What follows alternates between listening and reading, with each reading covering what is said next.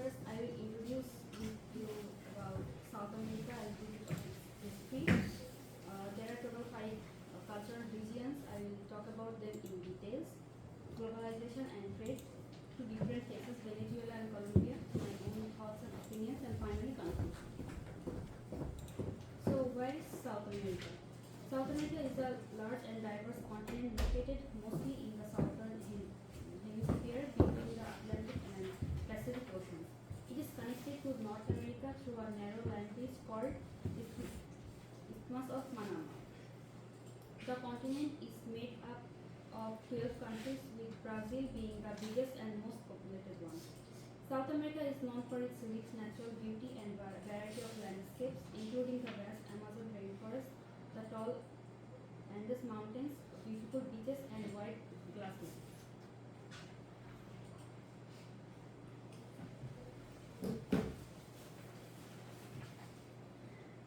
Here is the history. The history of South America is deeply shaped by European colonialism, which began in the late 15th century, where Spanish and Portuguese explorers arrived in search of wealth and new territories.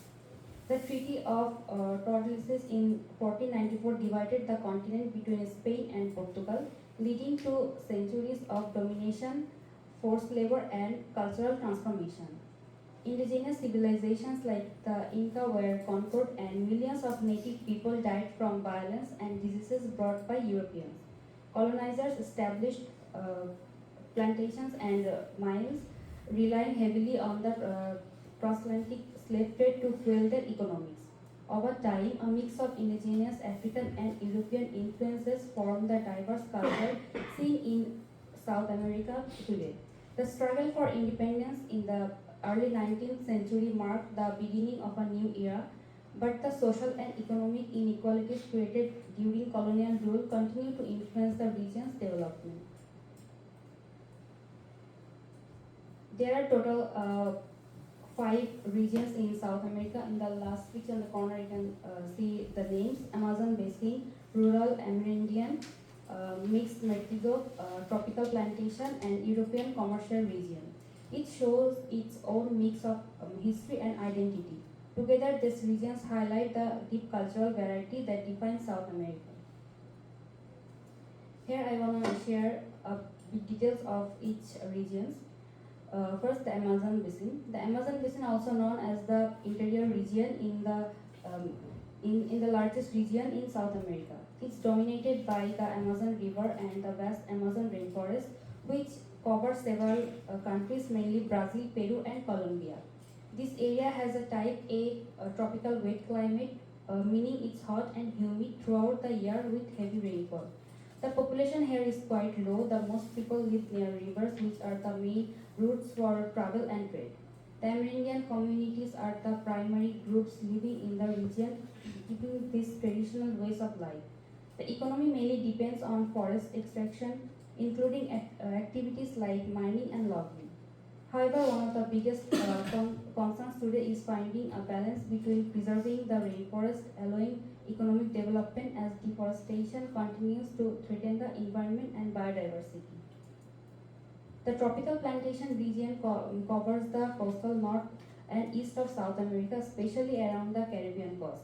The region developed a tropical plantation economy based on export crops like sugar and coffee. Historically, enslaved Africans were brought here to work on these plantations, which lead to a strong mix of African and European cultures that still influences the region today. Even now, the economy relies heavily on commercial agriculture and tourism. Meanwhile, the rural Amerindian region is mainly found in the Andes Mountains and highlands of countries such as Ecuador, Peru, and Bolivia. It is shaped by Andean culture, which combines ancient Inca traditions with Spanish colonial influences. Most people here practices subsistence farming, growing crops on mountain slopes and valleys. Local policies are often influenced by powerful landowners, and many communities continue to preserve indigenous language like Quechua and Aymara, along with their traditional customs and way of life. Mixed Mestizo region and European commercial region. The mixed mestizo region covers the coastal areas and interior highlands of northern and eastern South America, such as Venezuela and part of Colombia and Brazil. This region is home to a majority mestizo population, meaning people of mixed European and Amerindian ancestry. It has a temperate to tropical climate and an economy that combines agriculture and light industry. The culture here is very diverse, serving as a bridge between the tropical plantation areas and rural Amerindian regions, blending traditions and influences from both sides. On the other hand, the European commercial region, also known as the Southern Cone, includes countries like Chile, Argentina, Uruguay, and southern Brazil. This region has the highest percentage of European descent, mostly Spanish, Italian, and German. It is the most urbanized, industrialized, and economically developed part of South America with strong global trade connections. Overall, it is considered the most stable and advanced region of the continent. Here comes to globalization and trade.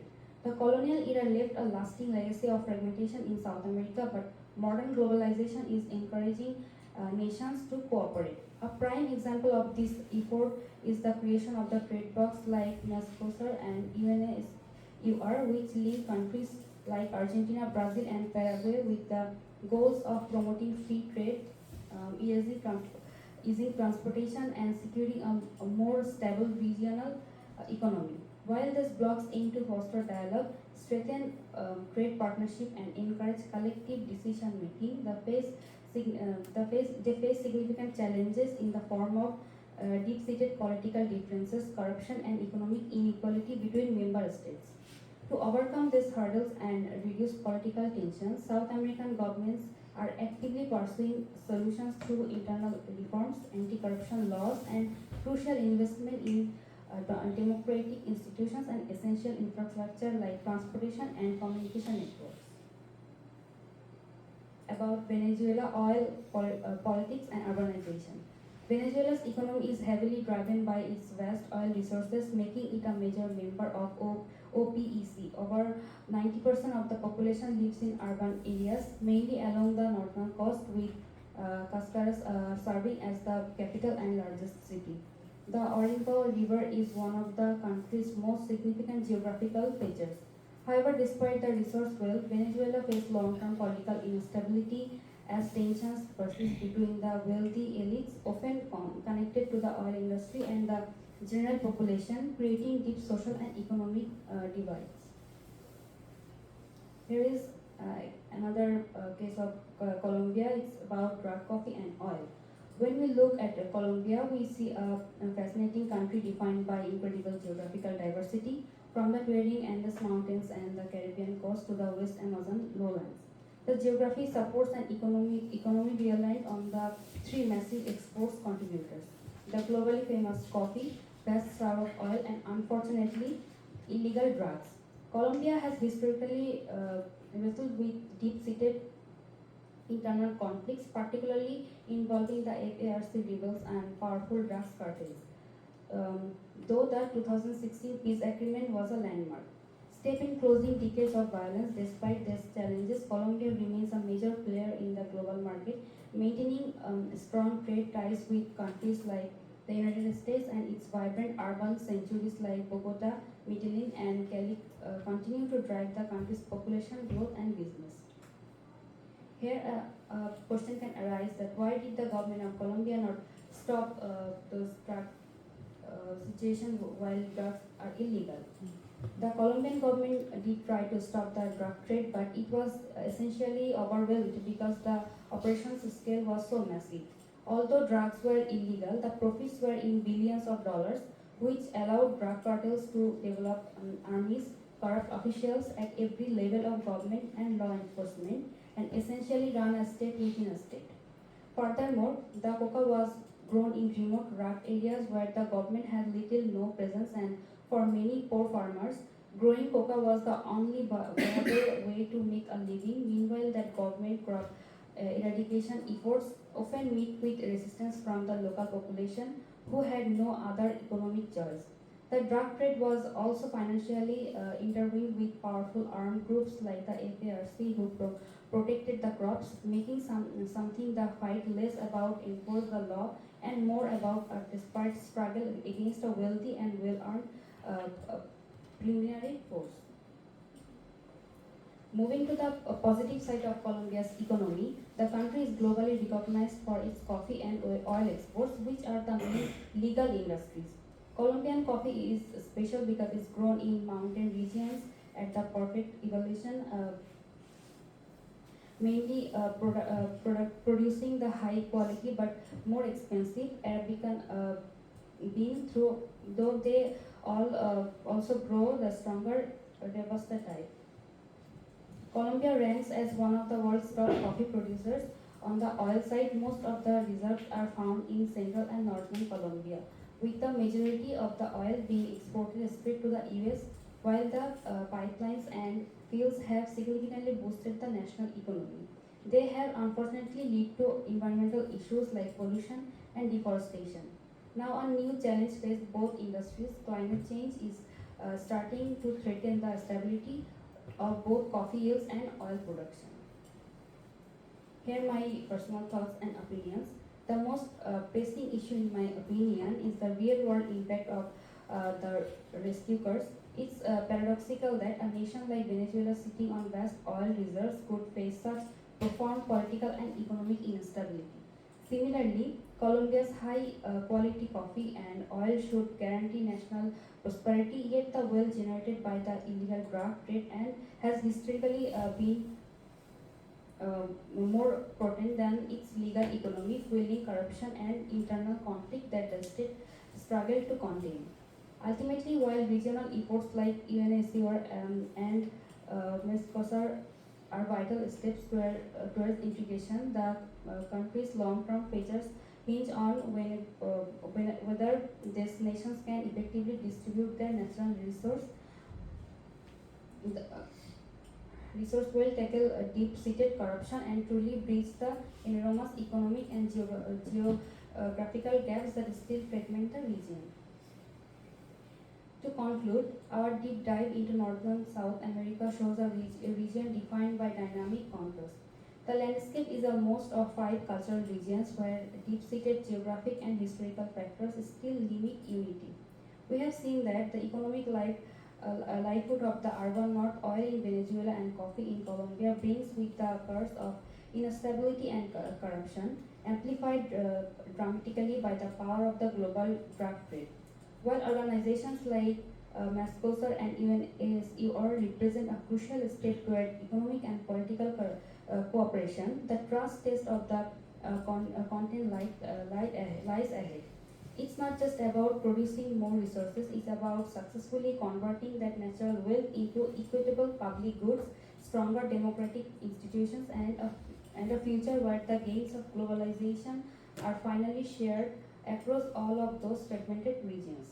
The challenge is immense, but the potential of a unified, stable South America remains one of the world's most compelling geopolitical stories.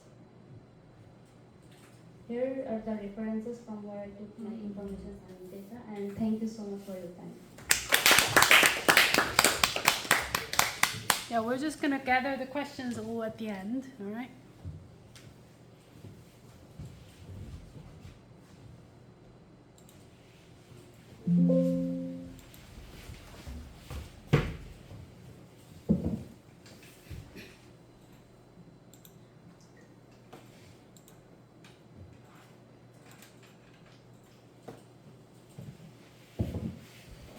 Hello, good morning everyone. This is Rezwana, and today I will be presenting the rural Amerindian states, Ecuador, Peru, and Bolivia. So we will first start with a little bit of historical foundation, and it starts with the pre-Inca era.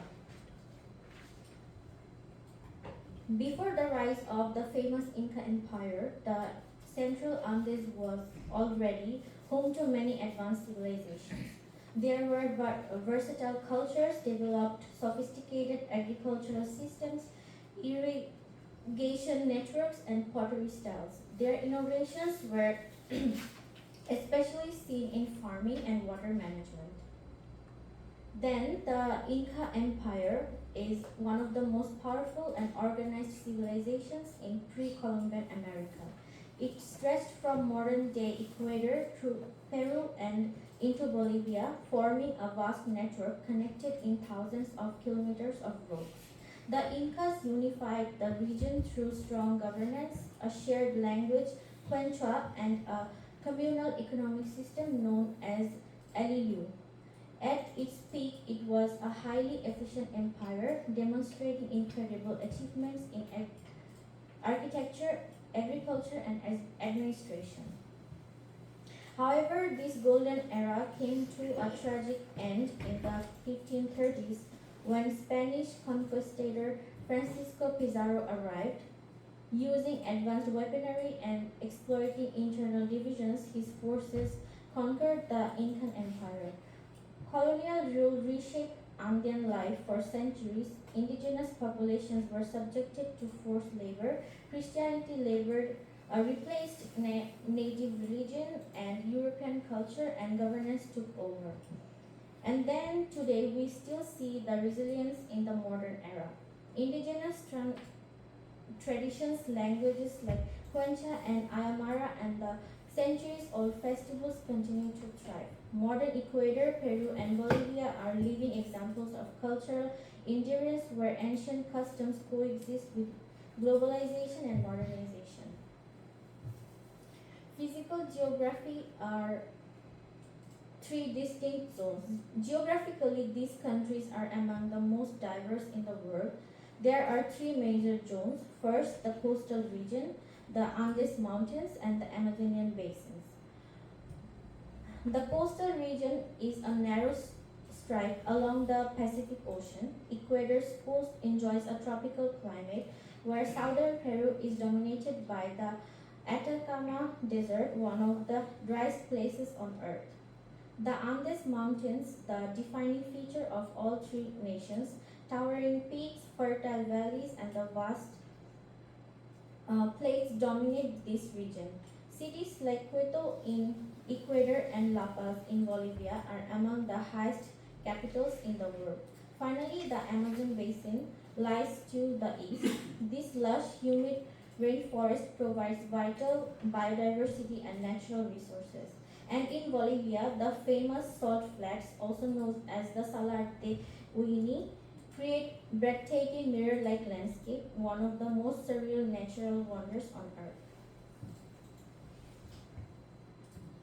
Despite the challenges of rugged terrain, these countries are surprisingly well connected through the trade corridors. Along the Pacific, Ecuador and Peru rely heavily on their ports, and Lima are crucial gateways linking the Andes to Asian market. Meanwhile, deep inside the continent, the Amazon River provides another trade route. In Peru, ships can travel all the way from the interior city to Ecuador's eastward to Brazil's Manaus and onward to the Atlantic Ocean. This demonstrates how geographically both mountainous and riverine continues to shape economic lifeline. The economic geography of these regions.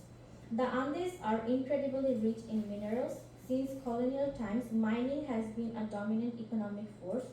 Today, Peru is one of the world's top producers of copper, gold, silver, and zinc. Ecuador has expanding gold and copper industries, while Bolivia continues to exploit tin and lithium, the latter increasingly vital for global battery production. Beyond minerals, agriculture is another key contributor.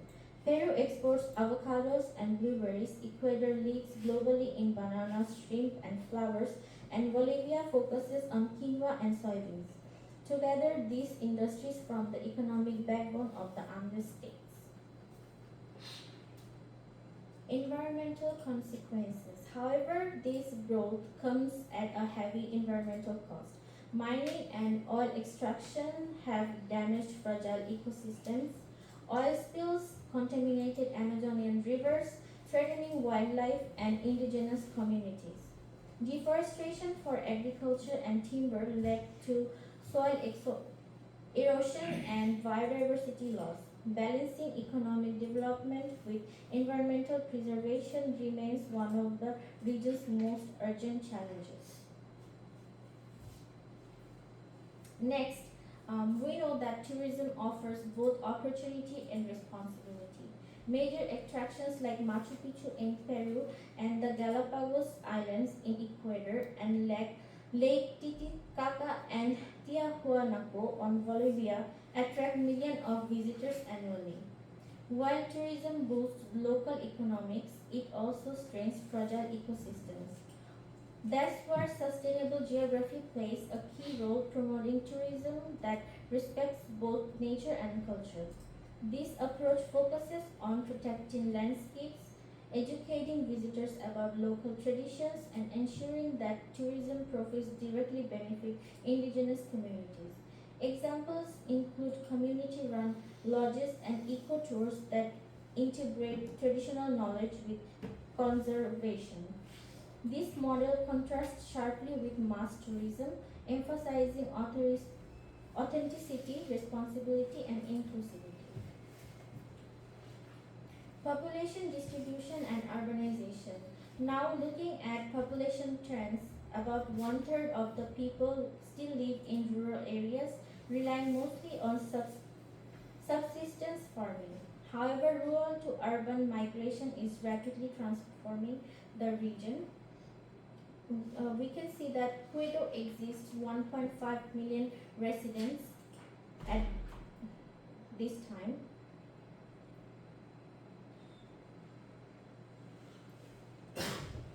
As a result, urban areas face pressure on housing, transportation, and public services. Cities like Lima and Quito are growing quickly, often faster than infrastructure can support.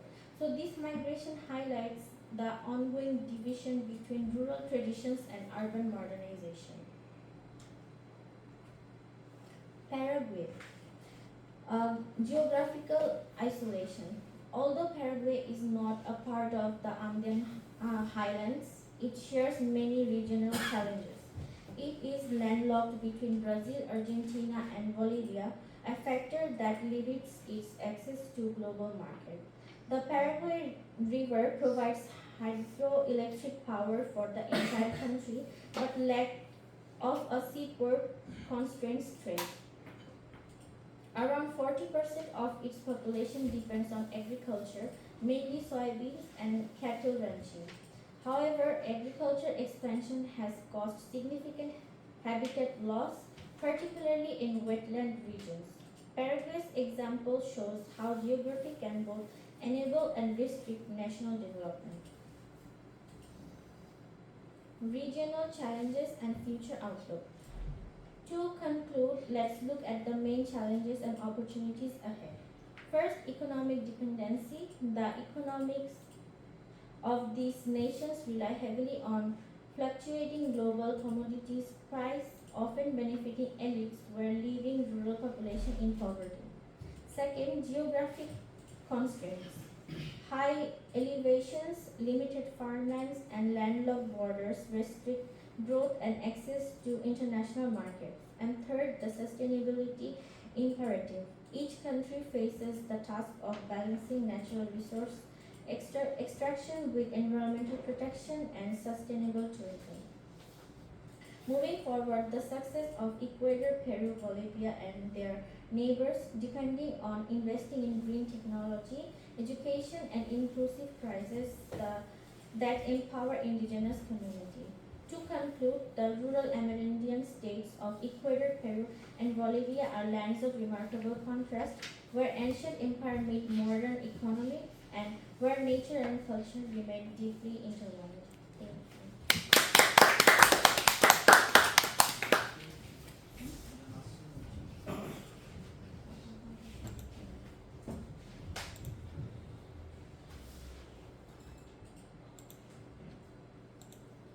Wow. Thanks for the reaction. Wake up, guys. Good morning. Okay, so we have already came to know about many things about Brazil. So I won't take any long it will be short. So I'll be covering up Brazil, cultural diversity, core periphery dynamics, and environmental challenges. So let's talk about the ethnic composition of Brazil first. So Portuguese colonization and African enslavement fundamentally shaped Brazil's demographic landscape. Over 3 million Africans were forcibly brought through the Atlantic Trade Triangle, becoming the foundation of Brazil's Afro-Brazilian population, the largest outside Africa. This tragic legacy remains central to understanding contemporary Brazilian society. Following World War II, substantial immigration waves from Japan, Italy, Germany, and the Middle East, I also wish Bangladesh, but no, enriched Brazil's cultural tapestry. Afro-Brazilian heritage dominates the eastern coast and profoundly influences contemporary music, art, and spiritual practices. Catholicism and Portuguese language serve as unifying cultural forces across this remarkably diverse nation. So, why Brazil's population is so diverse? Because I have already told you in this slide that the Portuguese colonization, from the Portuguese colonization, and then after the World War III, there's a lot of like immigrants from outside Brazil. So colonial and slave trade legacy, that Portuguese colonization and the transatlantic slave trade created the foundation of Brazil's ethnic composition, blending European, African, and indigenous population. So, and then again, post World War II, immigration, waves of Japanese, Italian, German, and Middle Eastern immigrants arrived after 1945. And then cultural synthesis. Visible blending appears in cuisine, music, religion, and festivals like Carnival. Sao Paulo and Rio de Janeiro emerge as dynamic multicultural urban hubs reflecting this integration. So, core periphery spatial relationship is, first thing is economic core, which is southeast region like Sao Paulo, Rio, and Brasilia. Wealth and power is the industry, businesses, commerce, politics, concentrated basically. So resource periphery is northern Amazon basin, provides raw materials, and inequality periphery to core migration creates urban fevers.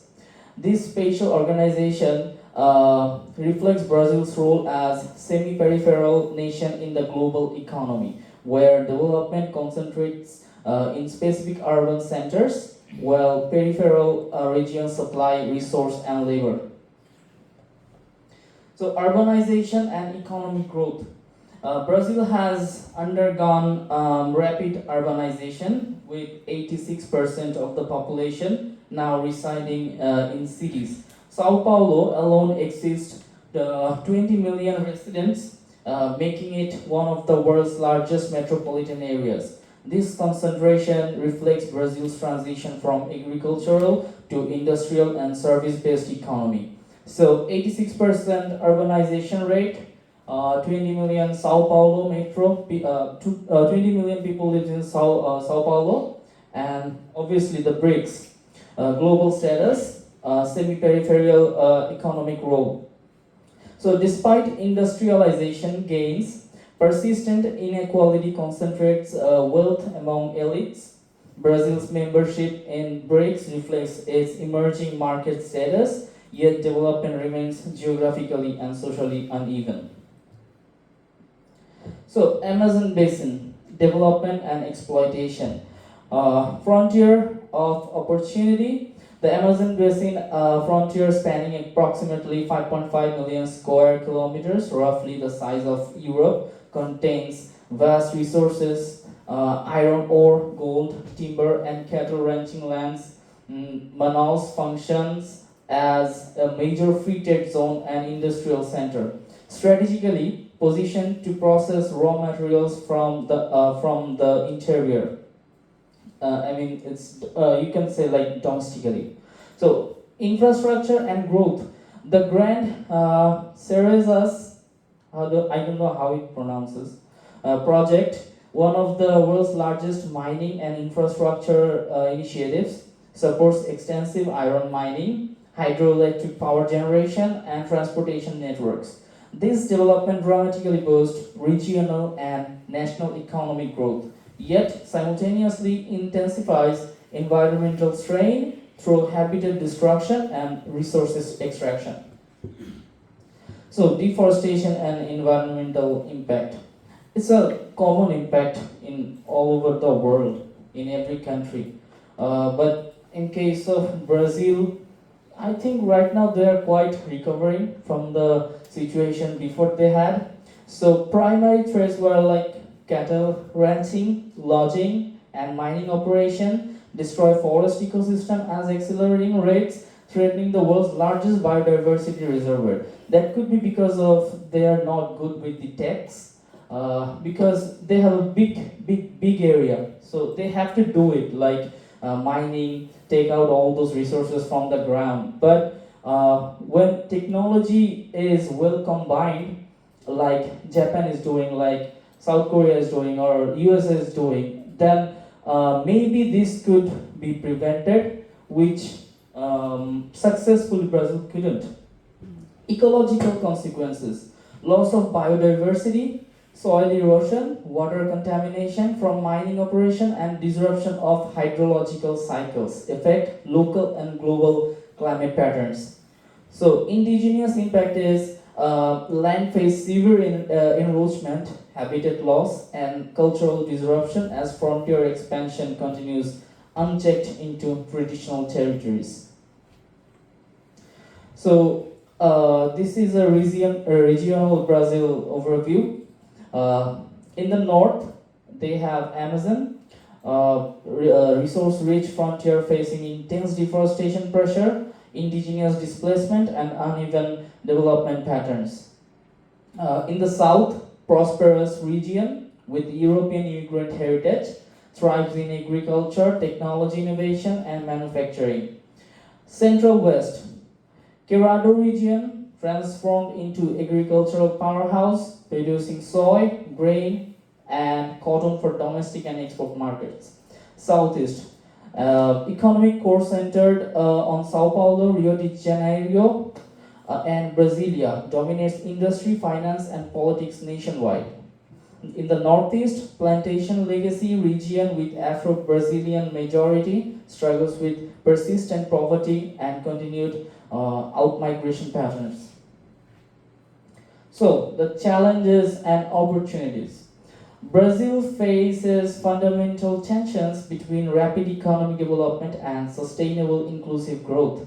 Success requires simultaneously addressing multiple interconnected challenges while leveraging opportunities for positive transformation. Sustainable development balance economic growth with environmental protection and renewable source management across all regions. Social equity, reduce persistent poverty, upgrade informal settlements, and ensure equitable wealth distribution and opportunity. Biodiversity, protect the Amazon and Cerrado's ecological integrity while supporting indigenous rights and sustainable livelihoods. National unity, maintain social cohesion through shared language, religion, heritage, and commitment to inclusive national development. So Brazil's future diversity as strength and challenge. So core realities are like diversity is simultaneously Brazil's greatest strength and persistent challenge. Core periphery spatial inequality shapes opportunity and constrains development. Environmental stewardship will determine future trajectory and global influence. And the path forward is Brazil stands at a crossroads, integrating diverse population while addressing regional inequality, and environmental degradation requires coordinated policy, indigenous rights recognition, and commitment to equitable, sustainable development that honors both cultural heritage and ecological integrity. And one more thing they need a good coach for the food coaching. So conclusion is Brazil's strength lies in its remarkable diversity, where cultures, ethnicities, and traditions merge into a unified, national identity. Yet the divide between the prosperous southeast and the resource-rich Amazon reveals both inequality and opportunity. As Brazil continues to grow, its future depends on finding balance, promoting inclusive development while safeguarding the Amazon and its environment for generations to come in future. Thank you. Oh, well done. I really like the presentation of three of you guys. Yeah, very well done. For Mahima, I think it's better to have your characters sort of enlarged. It was a bit small, right? The letters. Yeah, they were too small. So like next time when you present, like make sure that you have like bigger letters, okay? Yeah, and Razmana, don't put your hand on the pocket. Okay? But like other than that, it was very nice. So you guys actually focused on the geography sort of side, which was very good, and I really like the fact that you actually included your opinions. Yeah, your thoughts and opinions. So very good. All right, any other questions before I ask some questions? Yeah. For Mahima, if in your presentation they was said that the Colombia's geography is isolated. So if it was isolated, then how is it known for drugs that much? So how did this evolve? So I want your opinion on that. Thank you for your question. Well, I also mentioned about the places where drugs are actually cultivated. When the place is isolated, it's easier to do anything, even if it's illegal or legal, right? So that's how they take the opportunity to use that isolated areas to cultivate drugs. I was asking like drugs cultivation is okay, but the trades, it happened with other countries, right? Yeah, US. Yeah, so isolation and the trades, how, opinion on that thing? Like the isolated country and the trades with US. So is there anything else inside that made this drug business go bigger? That Colombia is known for drugs. It doesn't matter if a place, if a country is isolated or not. If another country focusing on taking drugs from a country, I think that's their main focus. That should be their main focus. That's what maybe US did in that time, and that's why I think isolation didn't matter here. So USA was in help here, right? Any other question for any other person? For Rizwana. Okay. So you said that Paraguay River generates all the electricity for the country, and this supposed country should be the greenest country in the world, right? Is it? No, it is not. Because of the border, it's surrounded with Ecuador, Peru, and Bolivia. The geographical situation hinders it to, how do I say, like it kind of stops the potentiality Paraguay could have because of the geographical situation. So is the electricity divided between the countries? Yeah, it's divided into the country, but it only produces, I think, 1/3 of what they need, but they distribute it through the whole country. Okay. Any questions for Brazil? Any other questions from? Any other questions? Islam? So I have a question related to Colombia. Actually, it's based on the whole South America. It says you mentioned about the South America's stability depends on overcoming the challenges of resource scarce. You mentioned that. So how do the specific challenges faced by the rural Amerindian region and the tropical plantation region fit into this stability model? Like you mentioned two regions, Amerindian and also tropical. So how this model fit into this stability model to remove the resource scars? Well, my focus was the Colombian drug case and Venezuela, and as I get the chance to share about the 5 regions, I just put on them, and that's all. But My that's focus was Colombia and Venezuela. That's very tough. So I really want to ask you about your opinions on the resource curse faced by the countries that you actually did some research on. So I think it's a very important question that you guys have to consider. So what would be the ways that these countries can implement to reduce the resource costs? So, I mean, all these countries are actually have great resources, but then it actually doesn't trigger down to the public, right? So what would be the ways they can reform to avoid the resource curse? As I mentioned earlier, that their lack of technology, proper technology. Yeah, that was a good really- point. Yeah. Yeah, so I will focus on that part because in cases of taking out those resources, they need help. They really need help in a proper way, in an ecological way. So they need to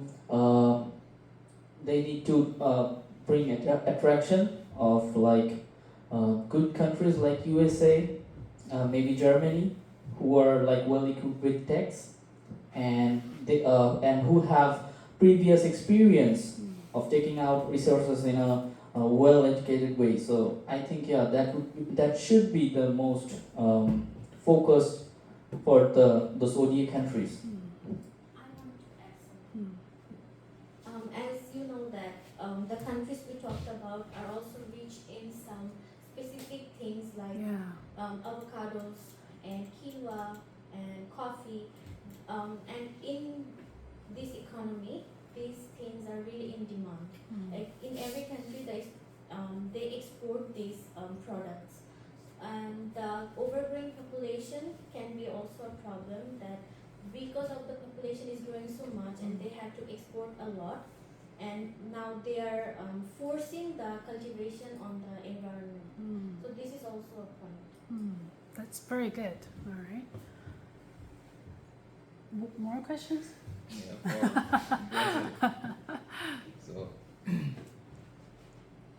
you said, is the Cerrado region that big enough to be called the agricultural powerhouse that you say they only produce soy and cotton, so they overpower the other 4 or 5 regions that they can be called the powerhouse here? Sorry? The Cerrado region, Cerrado or something, Central West, Cerrado, yeah. You said they are the powerhouse, soy, grains and cotton. These 3 things overpower the other 4 regions that they can be called the powerhouse of agriculture here. No. In case of agriculture, Brazil's soil is different in different regions, which soil has different, how to say it, I don't know, because one side is Amazon, one side have another soil. So a particular site like Central West is specialized in agriculture. So yeah, only they can be the best in it. In entire Brazil. Yeah.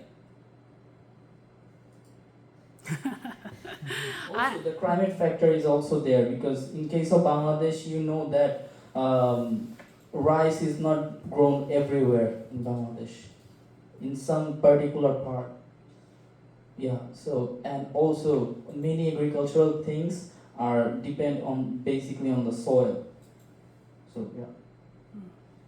That's a good question. I really like your point on technology, because I really think a lot of people from the developing countries should think about the ways they can partner with the technological companies to improve the production and the distribution of the resources or any of the products that you are actually focusing on.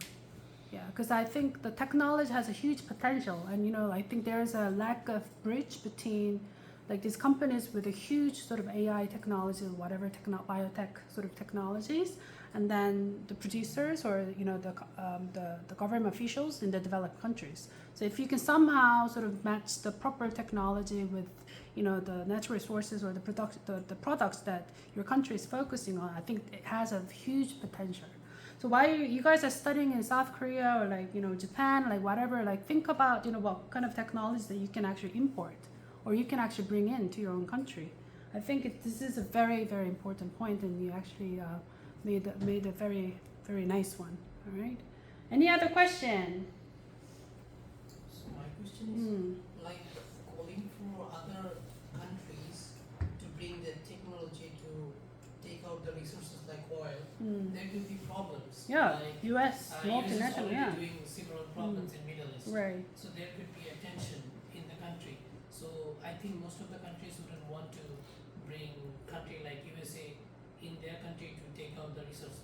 Like, rather than they will think like, okay, we don't need that resource, we're okay. Because bringing them might create more problems. Yeah. So that's why I told you that the government should have a safeguard mechanism. South Korea had a lot of protective sort of mechanisms. Exactly. Through KOICA, there Yeah. are a lot of ODA projects are really happening, and Right. Yeah, there's a technology program in the KOICA as well. Yeah. KOICA as well. So it's a practical thing that could be done, and like you say, we have seen some circumstances in South Africa, the occupation, the exploitation of some governments. That goes in a political way, But if you think in general, for me, for thinking as Bangladeshi government, I won't think twice to bring technology from Japan and South Korea, because these are like friendly countries to everyone. They don't have any problems. Have to be careful. Yeah, No to country is some friendly. part. Yeah. No country. Yeah. So You Yeah. mentioned about US, so that's why I say, because US does not have good records in this kind of matters. That's why I say. maybe Germany then? Why not? Maybe Germany Germany is or also the Netherlands. like Japan has done several development in my country, but I haven't heard anything bad about Japan in my country.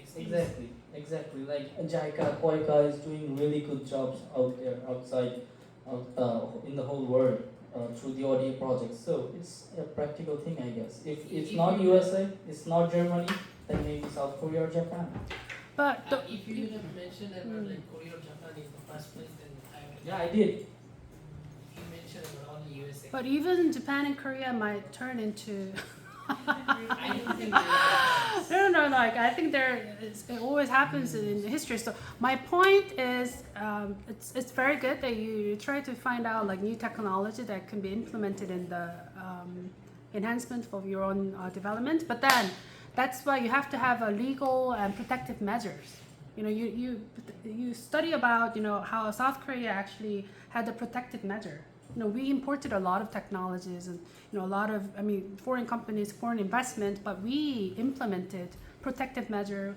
We made a lot of laws, a lot of legislator to actually block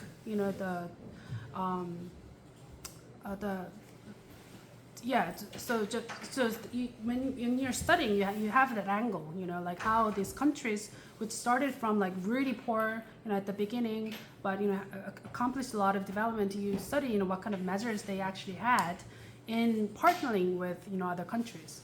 But your point was very telling. Yeah. Any other question? All right. Well done. Okay.